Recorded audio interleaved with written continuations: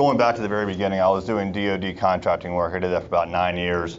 And when I realized that it was time to exit that field, I started to do some freelancing work and went to a site called Elance, which is now Upwork.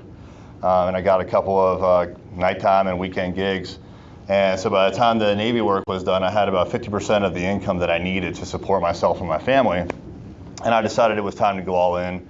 And I worked from the dining room table for a week, and with the kids coming home early from school, that was a no-go for me. So I quickly went out and got a little one office, and I worked out of there and tried to slowly build the business up. But you do wear every single hat that there is, that's for sure.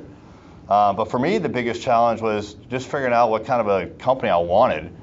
And frankly, it's been years in the making, and I feel like we're almost to the point where we have that well defined. So it's surprising to me, but I've been at it for about a total of 9 years.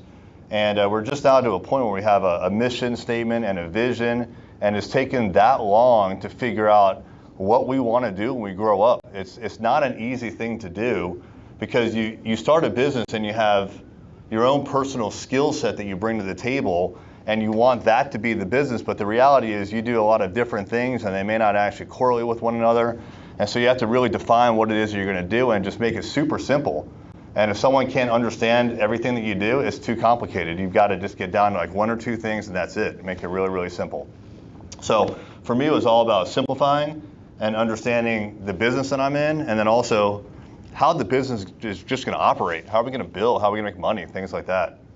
Sounds easy, but it's not.